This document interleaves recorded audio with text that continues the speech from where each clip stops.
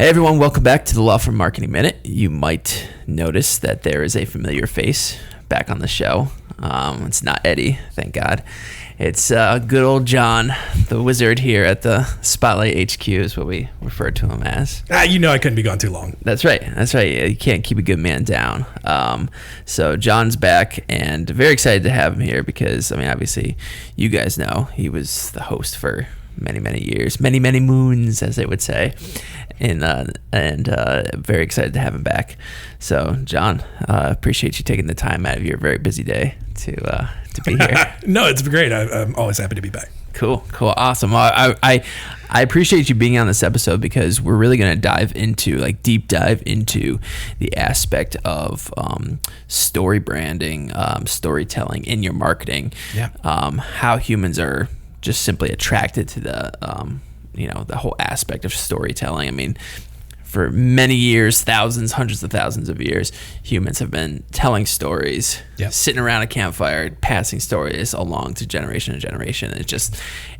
We're still wired the same way as humans back then, even though, we're very much more advanced in terms of our outward technology, our outside technology, but our brains are still the same. Yep. We're still wired the same way. So I just wanted to kind of real quick get your take, because obviously you are an accomplished writer. How many books have you written? I just finished number 29. Number 29. Yeah. Nice. That's cool. And your primary focus is around like what? So the books that I write, the majority of the books I write, are telling stories, right? And they're nonfiction. So like, it's kind of lazy. Like most of the work's already been done for me. I'm just retelling a story. I'm not making them all up, but I will just go through, there's 100 stories in each book just from history, and it goes through the entire story arc. You introduce the person, the problem that they are or that they encounter, and then how it gets resolved. And it's that traditional story arc that, like you said, has been a part of human existence for thousands of years. Yeah. And so when you're going through it, and like you said, most of the work has already been done because you're kind of just recounting, what's already happened. But when you're going through it, like how easy is it, just from a simple reader's perspective, a consumer's perspective, how easy is it to identify like the story through it? I think at this point, it's all subconscious.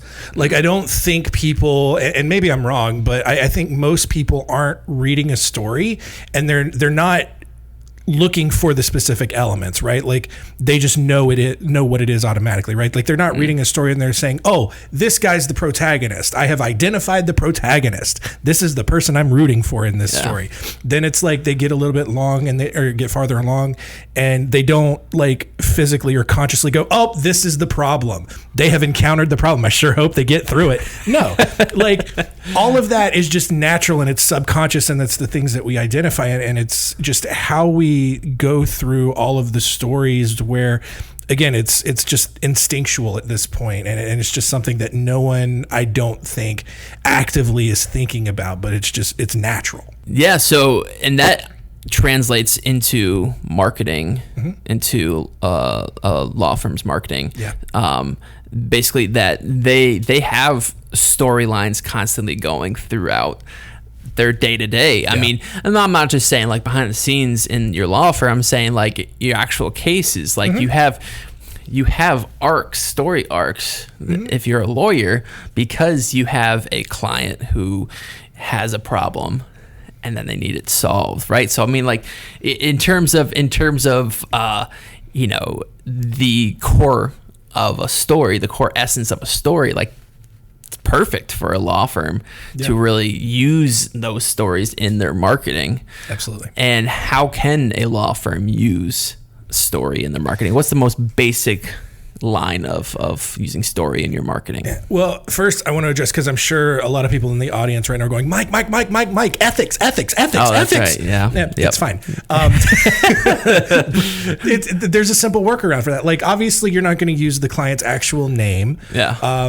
You don't even have to use 100% of the same details in the actual story, but whether you've been practicing for any amount of time or you've been working in law for any amount of time, or even if you don't have anything to pull from, there's a ton of precedents and a ton of cases out there that you can pull from.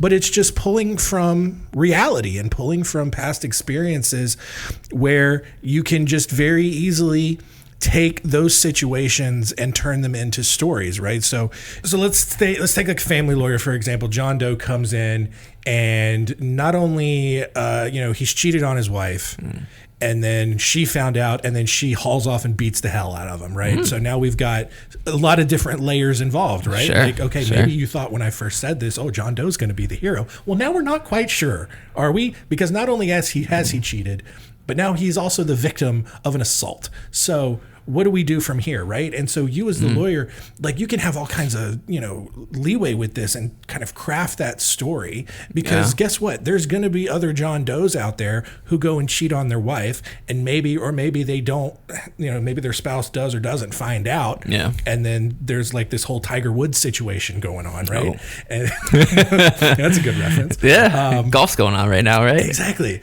So, and it's different case examples like that. And that's what people are kind of gravitating towards, because on the opposite side of that, what so many lawyers have done for so many years, it's just call our office. We'll fight for you. We're all about justice. Like, and that doesn't resonate with people. Yeah. People aren't constantly looking to be sold to. Yeah. And if that's all you're pushing, if you're just shilling all of the time, people are going to get turned off and they're going to go away from that. But if you're presenting it as a story, like, hey, this is what's happened. These are the kinds of things that I've helped people navigate through. That's something that people can connect with. And that connection is what's really powerful, right? Like that's how you earn their trust. That's how they start to see you as someone who is competent and capable of handling their issue, because you've now reframed your expertise and what you're more or less selling into something that's relatable and more understandable for them, to where they get that value and realize that the need that they have for you. To kind of put it in terms of just the social proof is incredible. I mean, we see it from social media today has absolutely, blown open the doors of the marketing industry, because you can provide all that social proof nowadays, like testimonials, or just your stories, your actual, say, hey, this happened. This is what I did. This was the outcome. Bada bing, bada boom. Right. Yeah. Why do you think that people are so drawn towards stories? Like, for example, you have a podcast. What's it called? Our Weird World. Our Weird World. Yeah. I can't say that more than once. And why do you think people are drawn towards things like that podcast, like true crime podcasts? Why do you think that people are drawn towards that? There's several different layers and elements to it, I think. The first is just like we talked about earlier, just that subconscious comfort and familiarity with the story arc. And that's just how our minds process things. That's how we go through life. It's what we're used to. It's our expectation. But then when you add that layer of like the true crime stories, the serial killer stories, or whatever it is, then you kind of pique people's interest and fascination to where they're trying to understand how you can get to that point, as a human being, right? Because it's like, oh, this is a story about a human being. I'm a human being. Yeah. Like you're not consciously thinking that. Again, it's that subconscious layer, right? And so you're going through, and to stay on the serial killer example, right? Like you're trying to understand, because maybe you yourself could not possibly come to kill another person. Yeah.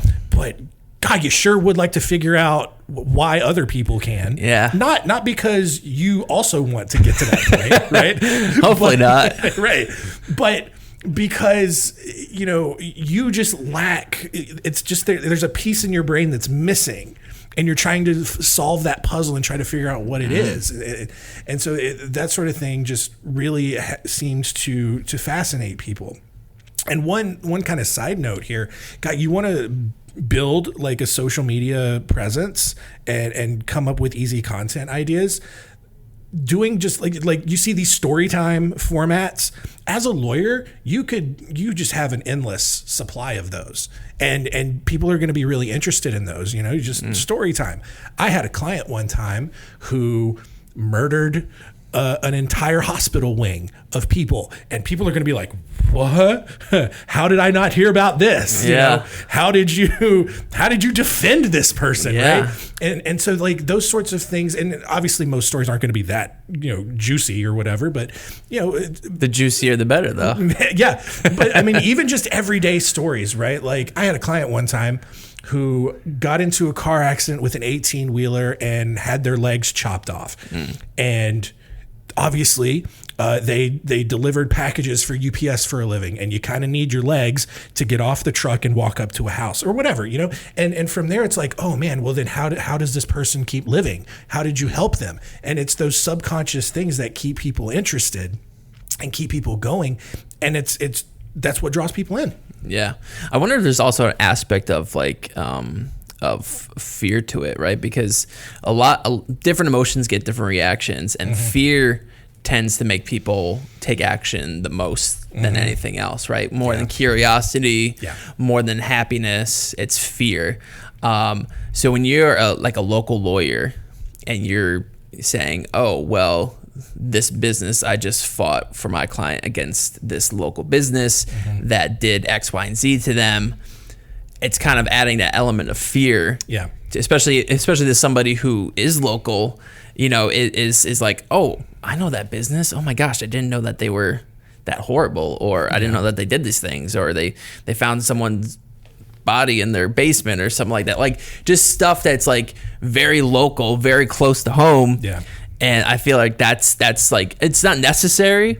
And it's probably like, you obviously don't want to like cross that line of fear mongering. Yes. But at the same time, if you're just telling a story, like a true story, here are the facts. I'm not, not overstating anything. Here are the facts. Yeah. This is what happened. That can be super effective for law firms. Yeah. And to your point, I mean, I really, because I think that's where marketers get a lot of a bad rap, is they do cross that line into fear mongering so many times. I mean, I hate it so much, and we're coming up on an election cycle, and there's going to be so much of that. And you just hit a trigger word. I know. I'm so sorry. Don't talk about politics or religion at the podcast table. But there is to that point, because people do need to be aware of the dangers that are out there. Yeah. But at the same time, like, I would still caution lawyers, like, don't be so over the top where it's like, this business was giving cancer to our entire city. No, they weren't. Yeah. They were doing bad things. Yes. You should be aware of it. Yes. But don't be so over the top with that to where it becomes fear mongering. The honesty and the ethics of it really are very important in that regard. Like, tell the truth. Yes. And then, it's up to your audience to decide, how far they need to take it. Because at the end of the day, look, legal topics aren't the sexiest thing to talk about. All right. That's the truth. But there are still ways that you can do it to where you're still providing value, you're still being interesting, and you're still helping people. But, to that fear-mongering point, like, I definitely don't recommend people getting super outrageous and just for clicks and just for likes and stuff like that, because you're doing more harm than good. Yeah, like something along the lines of, if you don't call me in the next 5 minutes, your house will burn to the ground. Right. So going along the path of what kind of stories lawyers could tell, right? We just talked about stuff they probably shouldn't say. Yeah. What's some good ideas for lawyers and how they can market their law firms using stories? Yeah, so there are a couple of different ways you can do it. Honestly, one of the things that we recommend is tackling some frequently asked questions, and you can use story as an answer to that, right? Like, draw from an experience that you've had where maybe the common question you get is how long does it take to get divorced in my state? And obviously your answer is probably going to be, well, it depends. And you can draw the almighty answer. Exactly. But you can draw from a couple of different experiences, right? It depends. Okay, Mr. Lawyer, why does it depend? Well, there are a lot of different factors. For example, I had one case where the divorcing client had 5 kids, and we have to figure out child support and custody arrangements, and that's going to add some extra time to your case.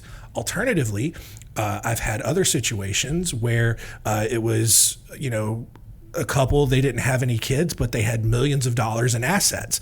And those things take time in terms of splitting up, the properties and all of that. And so, when you're able to start, especially even if it's an abbreviated story, people are still going to be able to connect to that because you are taking real life examples and applying scenarios that either people are familiar with or they are currently in. And so it allows you to connect to them a little bit more. Alternatively, you can just launch right into story time for the whatever kind of content or however you're marketing your firm. The one thing I would caution, because I think it's easy to default to what a lot of law firms do, where it's like, we won $2 million for this person, we won $800 million in this case, right? Like big range, I know, right? Yeah. Who's that guy? But like people, and lawyers might think that they're telling a story there, but they're not. They're talking just about a result. Yeah. And people don't care about a result that you necessarily got for someone else. They want to know how you can help them. Yeah.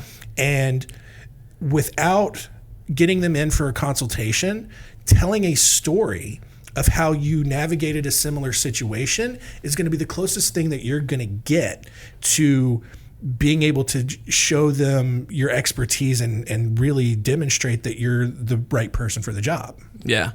And for any lawyers out there who don't believe that storytelling actually matters, look at literally everything that's consumed in any form of media today. Mm-hmm. Like even going to like sports. So you enjoy sports, I'm sure you enjoy a sports game. I'm sure most people enjoy a sports game more when it's back and forth. Oh my gosh, who's going to win? What's the outcome going to be? Mm-hmm. Even more so, how legendary are those sports games when the starting QB goes down, the backup comes in, and he still wins the game for him, or he comes back and wins the game for him. Like it's everywhere. Oh, yeah. Storytelling is everywhere. Yeah, well, I mean, even in a sports broadcast, like what do they often do at the start of the game? Key storylines to follow in this game, right? True. Like everything is set up that way. Another example, I hate it so much, but I mean, country music is so popular, at least where we are right now. I don't know how it is everywhere else, but I mean, just these massive stadiums sold out. But country music is all stories. Yeah. It's all the same story, but it's all story-based. And people eat that up. And so, it really is everywhere, even if you're not consciously aware of it. Just about everything out there is set up in a story format. Even things like Jeopardy. Remember Ken Jennings? Mm-hmm. He for anybody that doesn't remember Ken Jennings, he was like such a hot streak of winning Jeopardy, right? Like people tuned in to see if he continued on, if he won and kept on going. Yeah. Like that just right there, I mean, I'm sure, I don't have the numbers right now, but I'm sure it boosted the ratings for Jeopardy, right? I mean, so much so that I'm pretty sure he's the host for Jeopardy now, or at least one of the hosts. Yeah.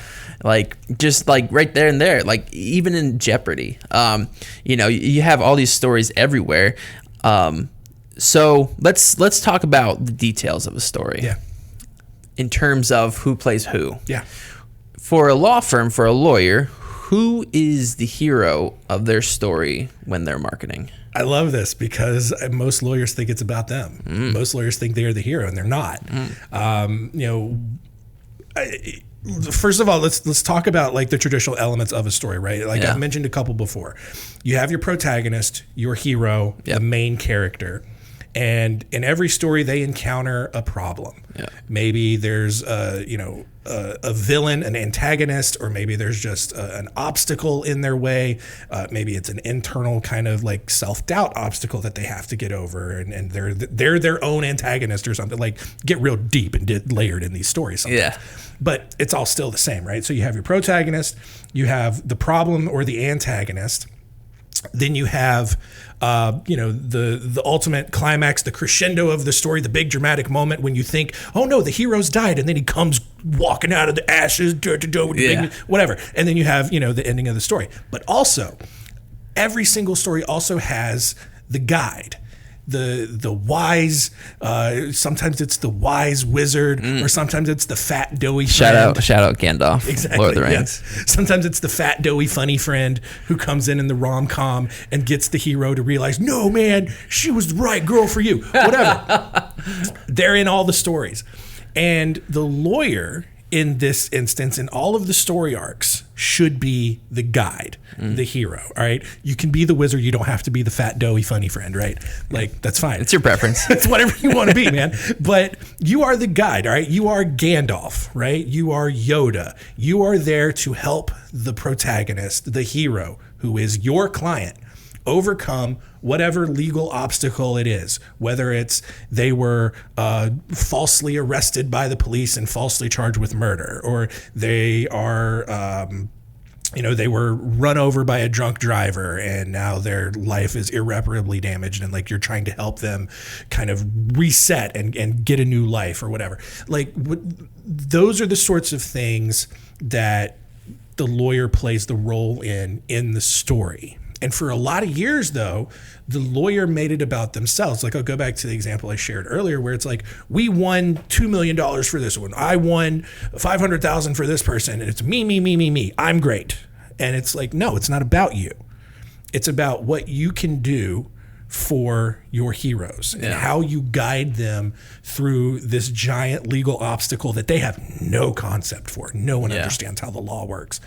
And that's where your job is. You are the guide. You are the wizard, the master that helps them get over that obstacle to the happy ending. And what is a key factor to marketing is when your audience, when your consumers can see themselves in that scenario, right? So if it is just you blasting your face everywhere, I mean, don't get me wrong, people see my face a lot on our social media. People see your face, Megan's, Jana's, whoever's, right?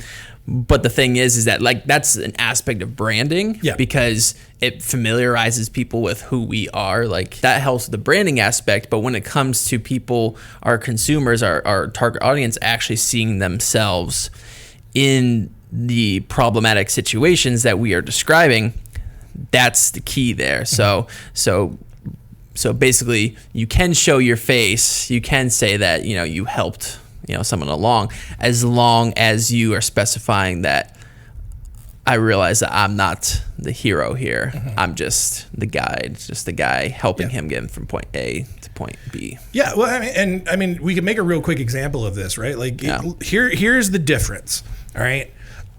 A lot of times lawyers will just be like, yeah, I can help you write up an estate plan. We can make sure that your case doesn't go to probate.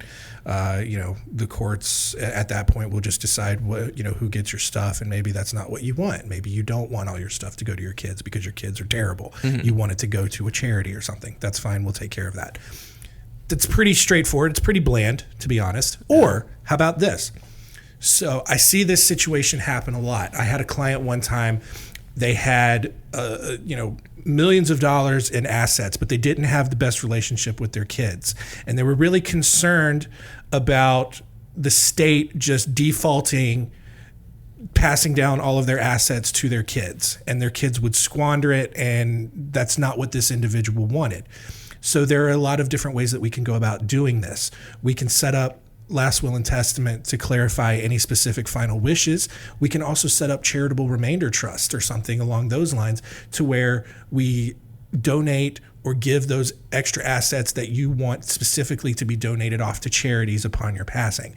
And so you can see how there's like a little bit different there. You're still kind of telling some kind of story element there where you still had your hero, or you still had your main character, your hero.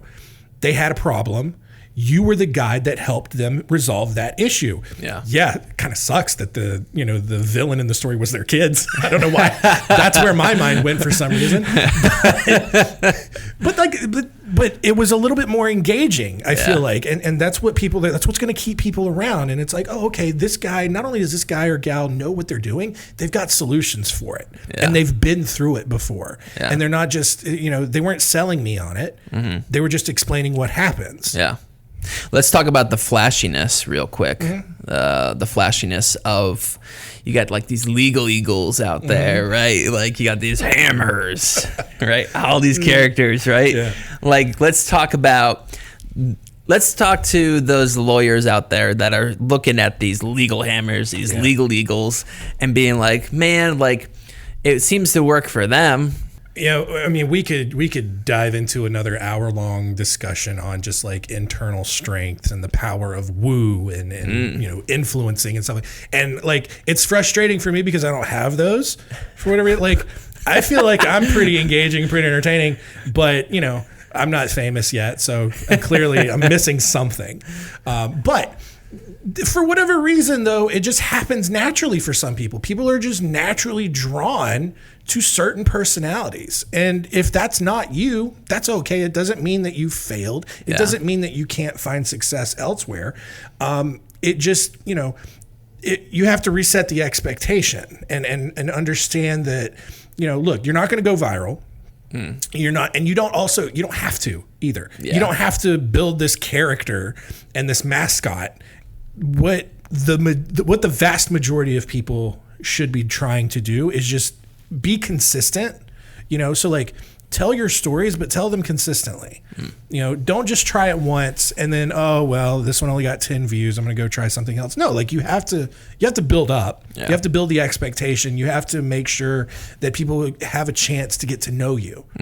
And if you're not the most engaging personality, that's fine. Don't be weird. Don't just dead-eyed look at the camera, like real close up at the camera. Like that's weird. Like, understand the standard first, but then just be yourself and just share your expertise, and people will get the value from that. Right. Again, and when it comes to lawyers, people really aren't going to lawyers to be entertained. They're going to be informed and try to figure out what issues and what their rights are, because I said this earlier, no one understands the law, and it seems like it's always changing. No, absolutely. And so it's the exception, not the norm. To be this quote unquote viral lawyer on TikTok, Instagram, all that. Like it's possible, but like it's also not for everybody, and that's okay. It doesn't have to be. Any final words for the people about stories and what they can do to implement this in their marketing?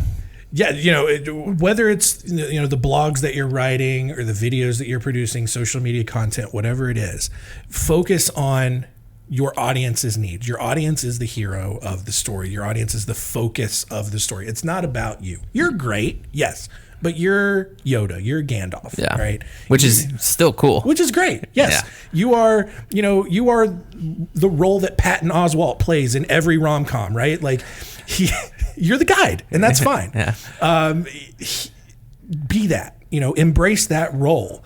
And once I think you really do that, it really does shift how you market your firm and how you then present your services and your expertise to your audience, because then you start to make more genuine connections and people actually do start to understand more about their situation. And then you can launch into other conversations that I know I covered a lot on this podcast. I know you're covering, to where it's like, people then see you as the expert. They're coming in more educated. The conversion is a lot more seamless. And then now you can talk about raising your rates and taking on preferred cases. It all comes back together. It all comes full circle. And the storytelling aspect is just one element of it.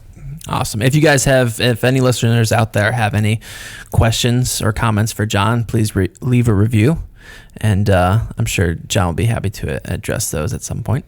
But John, appreciate you being on the podcast. It's great to be back. Yeah, it was fun to have you back. Familiar voice. And everyone else, have a great weekend, and we'll see you next time.